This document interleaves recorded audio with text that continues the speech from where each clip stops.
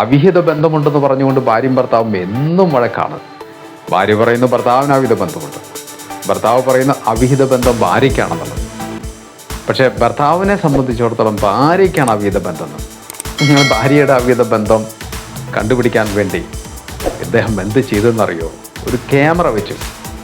എന്തായാലും ഇവർ തമ്മിൽ വളരെ വഴക്കൊക്കെ മൂത്ത് ദിവസങ്ങൾ കഴിഞ്ഞ് അങ്ങനെ വലിയ വഴക്കായപ്പോൾ സ്വാഭാവികമായിട്ടും അവരുടെ ബന്ധുക്കൾ ഇടപെട്ടു, നാട്ടുകാരൊക്കെ ഇടപെട്ടു. അപ്പോൾ ഭർത്താവ് അതൊക്കെ തുറന്നു പറയേണ്ടി വന്നു. എൻ്റെ ഭാര്യയ്ക്ക് ബന്ധമുണ്ട്, അവിഹിത ബന്ധമുണ്ടെന്നൊക്കെ പറഞ്ഞുകൊണ്ട് അത് അങ്ങനെ തുറന്നു പറയേണ്ട ഒരു അവസ്ഥയിലേക്ക് എത്തിപ്പെട്ടു.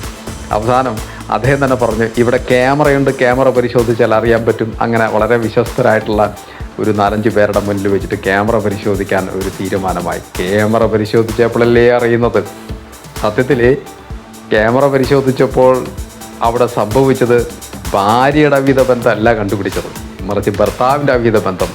എന്ത് സംഭവിച്ചു? ഭർത്താവിന് അവിഹിത ബന്ധമുണ്ടെന്നുള്ള ഭാര്യയ്ക്കൊക്കെ അറിയാം.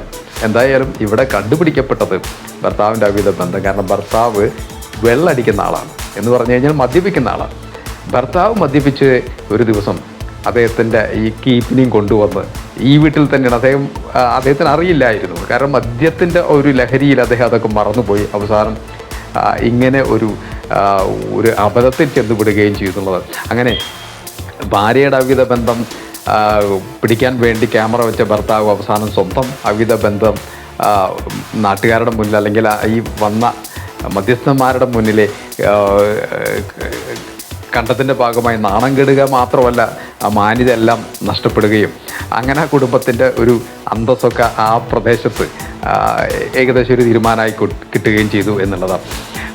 ഇവിടെ ഭാര്യയെ സംബന്ധിച്ചിടത്തോളം എങ്ങനെയാണത് ഭാര്യ ഇത് തുറന്നു പറയുന്നൊരവസ്ഥയിൽ എത്തിപ്പെടുന്നത് എന്ന് വെച്ച് കഴിഞ്ഞാൽ, ഭാര്യയ്ക്ക് ഒരു അവിഹിത ബന്ധമുണ്ടെന്നുള്ളത് ശരി തന്നെയാണ്. അങ്ങനെ ആ അവിഹിത ബന്ധത്തിലുള്ള ആ ചെറുപ്പക്കാരൻ്റെ കല്യാണം ഉറപ്പിച്ചു.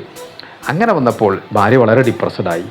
അതിൻ്റെ ഭാഗമായിട്ടാണ് ഒരു കൗൺസിലിങ്ങിനൊക്കെ വരുമ്പോഴാണ് ഈ ഒരു അവസ്ഥ, അവരുടെ കുടുംബത്തിൻ്റെ ഈ ശോചനീയ അവസ്ഥ തുറന്നു പറയാൻ ഇടയായത് എന്നുള്ളതാണ്. ഫ്രണ്ട്സ്, എന്തായാലും ഒരു കുടുംബത്തിൻ്റെ ഒരു ദാമ്പത്യ വിശ്വസ്തത നഷ്ടപ്പെടുത്തിക്കൊണ്ട് ഭാര്യ ഭർത്താക്കന്മാർ ചെയ്തുകൊണ്ടിരിക്കുന്ന ഇത്തരത്തിലുള്ള രീതികൾ എന്നെങ്കിലൊക്കെ പിടിക്കപ്പെടുന്നുള്ളത് തിരിച്ചറിയുക എന്നുള്ളതാണ്.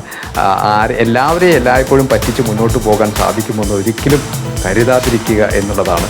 ഫ്രണ്ട്സ്, ഞാൻ വീഡിയോ ചുരുക്കുകയാണ്. അടുത്ത വീഡിയോ നമുക്ക് വീണ്ടും കാണാം. Thank you.